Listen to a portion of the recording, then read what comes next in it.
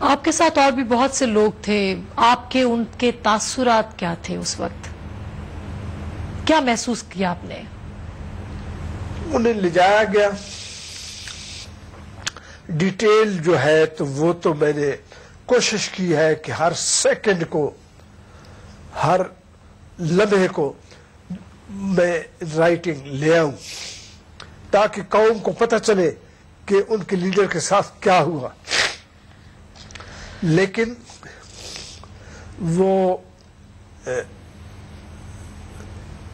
یہاں تک کہ جب ان کے اوپر ماسک چڑھایا گیا، وہ ٹوپی، یا ان کے چونکہ ہاتھ آگے اسٹریچر کے اوپر دونوں ہاتھ ہینڈ کف تھے، تو ان کو اسٹریچر سے اٹھا کر کے جب وہ پھانسی گھاٹ کے اوپر کھڑا کیا گیا تو ان کے ہاتھ کھول کر کے پیچھے لے جائے گئے اور پیچھے پھر ہینڈ کف کر دیا گیا. تو وہ چونکہ لوہے کی ہتھکڑیاں تھیں تو ان سے ان کے ہاتھوں، ان کی کلائیوں کو بڑی سخت تکلیف ہوئی ہوگی.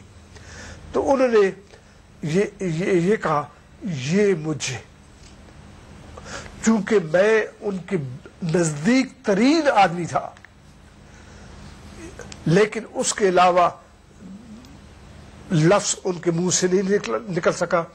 میں یہی سمجھا کہ یہ شاید یہ کہہ رہے تھے کہ ان کے ہتھکڑیاں ادھر سے جب ہاتھ پیچھے لے جایا گیا اور پھر دوبارہ ہتھکڑیاں لگائی گئی ان کو، تو وہ شاید ان کو تکلیف دے رہی تھی، یا ان کے اوپر جو پھانسی لگانے سے پہلے ایک ٹوپی چڑھاتے ہیں اور گلے میں اس وقت جو ہے تو ڈالا جاتا ہے ہینگنگ کے لیے، وہ ان چیزوں کی وجہ سے انہوں نے کہا. لیکن یہ ایسے لفظ تھے جو کہ سمجھے نہیں جا سکتے تھے. جب پھانسی دی جا رہی تھی تو آپ سمیت اور بھی بہت سے لوگ تھے، کوئی پچھتاوا محسوس ہوا یا آج کوئی پچھتاوا محسوس ہوتا ہے آپ کو؟ ڈائریکٹر جنرل پریزن بھی وہاں تھے اور جیل سپرنٹینڈنٹ بھی تھا اور ڈاکٹر اور دوسرے بھی، لیکن ایسے خاموشی بالکل ایسے چھائی ہوئی تھی کہ کوئی کچھ بول بھی نہیں سکتا تھا. آپ کا ضیاء الحق کے ساتھ ڈائریکٹ رابطہ تھا یا ڈائریکٹ رابطہ تھا؟ خاص کر کے بھٹو صاحب کی پھانسی کے حوالے سے یہ بات ہم پوچھ رہے ہیں. میں نے کتاب میں بڑا کلیئرلی لکھ دیا ہے کہ ڈاکٹر جنرل ضیاء الحق صاحب کے ساتھ میرا ڈائریکٹ کوئی رابطہ نہیں تھا. وہاں ایس ایم ایل اے جو سب مارشل ایڈمنسٹریٹر ہوتا تھا، 111 بریگیڈ 111 بریگیڈ کمانڈر، ان کا، اور وہ پھر مجھے پاس کرتے تھے جیل میں، وہ رابطہ تھا. بتائیے گا کیا کال کوٹری جو تھی وہ بگڈ ہوتی تھی؟ اس کو بگ کیا جاتا؟ وہ پوری بگ تھی اور سوائے کاغذات کے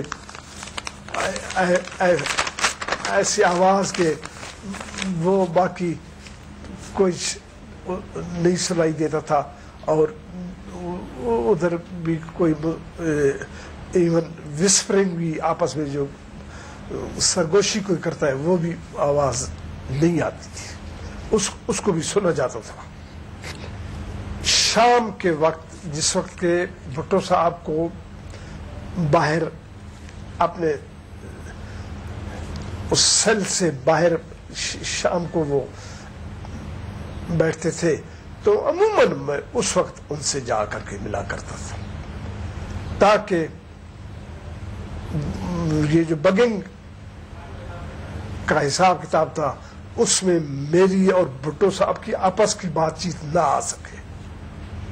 ایک غلط تاثر تھا کرنل صاحب کے بھٹو صاحب نے رحم کی اپیل کی تھی یا وہ صلح چاہتے تھے. آپ قریب ترین تھے، حقائق کیا ہیں اس کے؟ نہیں، کوئی بھٹو صاحب نے رحم کی اپیل یا پرسنل اپنا ملنا جنرل ضیاء صاحب سے، کوئی بھٹو صاحب نے ایسی کوشش نہیں کی کبھی بھی. آپ یہ بتائیے گا کہ جب قائد عوام کو پھانسی دی جا رہی تھی، یہ لمحے بڑے ہی دردناک لمحے ہیں ایون ابھی بھی پاکستان کی قوم کے لیے. اب بھی جب آپ محسوس کرتے ہیں تو آپ کی کیا حالت ہوتی ہے، کس طرح سے اس کو محسوس کرتے ہیں آپ؟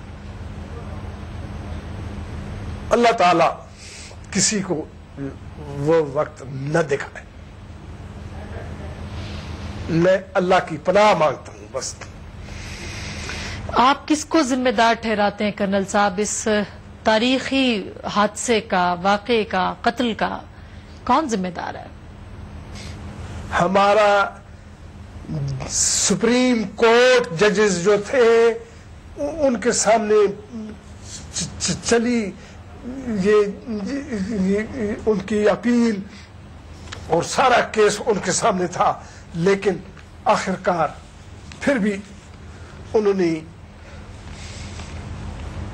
جو ہے ان کو پھانسی کا حکم دے دیا. اللہ تعالی ہمارے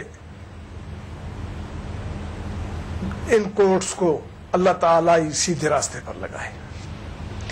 بہت بہت شکریہ کرنل رفیع الدین، کرنل ریٹائرڈ رفیع الدین، جو کہ آخری لمحے جنہوں نے گزارے قائد عوام شہید ذوالفقار علی بھٹو کے ساتھ. ان کا یہ کہنا ہے کہ ذوالفقار علی بھٹو نے رحم کی اپیل نہیں کی، وہ عوام کا راج دیکھنا چاہتے تھے اور یہی ان کا قصور تھا.